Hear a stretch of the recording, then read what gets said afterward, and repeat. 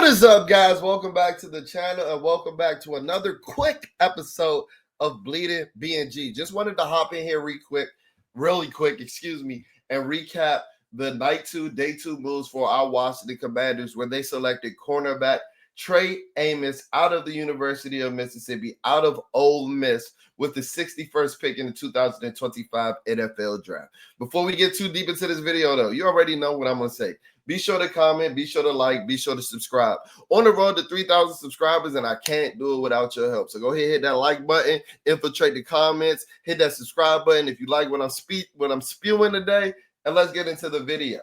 Guys, if you are a Bleeding BNG supporter, if you've been checking out our content that we've been pushing out over the course of the draft season, you guys should already know how I feel about this pick. While I like the Josh Connerly pick at 29 in round 1, I love the selection of Trey Amos. I made a video a couple of weeks ago where I listed the 5 most realistic prospects for the Washington Commanders at pick 29 if we were to stay at pick 29, and Trey Amos made that list. And I went into a lot of Trey Amos's draft profile and player profile in that video, and I'm gonna give you a quick synopsis of that today. But if you haven't gotten a chance to check out that video and you want to know more about Trey Amos's fit with the Washington Commanders, go ahead and check out that video because we gave in-depth analysis of what I think Trey Amos's potential can be with our Washington Commanders. 6'1", 195-pound corner that played over at 3 schools over the course of a 5-year career in college. He is an older prospect. He'll be playing his rookie season at the age of 23, with him turning 23 this past March of 2025. But Trey Amos was one of my favorite corners in the draft, and I think he was one of the best fits at the cornerback position for Dan Quinn's defense. I've told you before, staples of Dan Quinn defenses are big, long, athletic corners, and they don't have to be explosive athletes when you think of the likes of like Trayvon Diggs and Richard Sherman, but they're long corners who have exceptional ball skills.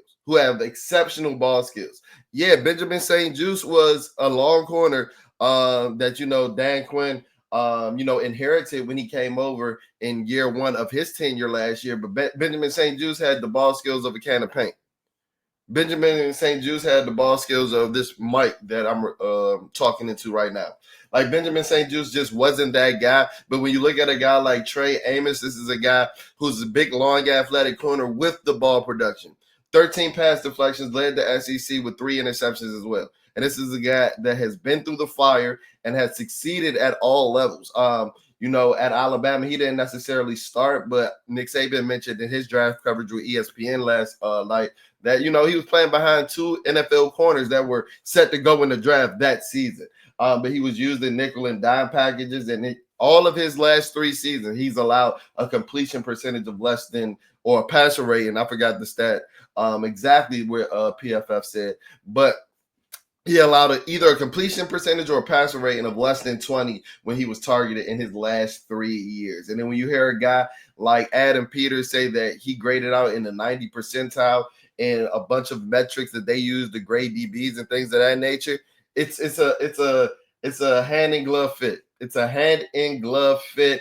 I love this fit. This is my favorite pick of the draft for the Commanders so far, and one of my favorite picks in the draft for the entire NFL, because this is a perfect fit for this Dan Quinn, Joe Witt defense. Trey Amos is going to be that guy to take those picks back to the house. And not only is he that type of guy that is going to, only make a play on the ball every now and then, but this is a guy that has been playing up to his technique. With him being an older prospect, he's had a chance to refine his technique. Coming from the University of Louisiana, Lafayette, coming from Alabama, coming from Ole Miss. He's played with a number of coaches, played under a number of systems, and played and excelled in all of them. And I think if he comes in here where he gets a chance to learn in a system over the course of a couple of months and a couple of years and be more consistent in that system, I think the sky is the limit for Trey Amos. This is a guy that is versatile. While I think that he's more of a press bell corner, I think that he can succeed in that press bell scheme, which I think we have the capability of running with our personnel. You can put him in zone. One of my favorite aspects, or one of my favorite traits when watching Trey Amos over the course of the draft, and me actually like turning a new leaf over on Trey Amos. As an Alabama fan, I kind of wrote off Trey Amos and you know what he could be in the league. But when I was getting into the film, I was like, oh no, this isn't the Trey Amos from 2023. This isn't the Roll Tide Trey Amos that I remember. This was a completely different player. When you see him break off the zones and play you know, balls in other zones and things of that nature. You see the potential for this long, dynamic, athletic corner. My biggest question going into the combine was his speed. I had no questions about his technique. We've heard NFL scouts over the course of, you know, this pro day season and this draft season say that he had the most flawless cornerback workout of any cornerback, whether that be Travis Hunter, Will Johnson, you name it. Any cornerback in the 2025 NFL draft. A lot of draft pundits have said Trey Amos had the best cornerback draft for those guys. And then if you want to look and see, when I talk about Adam Peters and rash striking again for that man, Adam Peters, this is exactly what I'm talking about. Rash striking again. I told y'all that Adam Peters is all about that raw athletic score. He's all about that rash.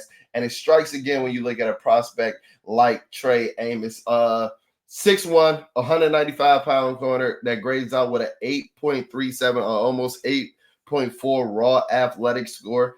You see he ran a 4.43 with a 2.57 20-yard split, a 1.53 10-yard split. So the speed grade is great. The size grade is great. And explosion grade, while it can be worked on, you know, it's nothing to scoff at as well. One thing that kind of bucked the trend of, you know, Adam Peters' prospects is that, you know, he didn't necessarily have an amazing short shuttle time for a defensive back, for a cornerback at 4.38 seconds. You know, when you look at Luke McCaffrey and Mikey Sanders, who had otherworldly short shuttle times. You know, a guy like Trey Amos is on the opposite end of that spectrum, but that still didn't deter Adam Peters from making that selection. So that's just a interesting piece of information to notice. But I am super excited. When you want to think of a pro comp for Trey Amos, I know I mentioned Richard Sherman. I know I mentioned Trayvon Diggs. Don't even want to put that Richard Sherman expectation and pedigree on his name. That's a future Hall of Famer.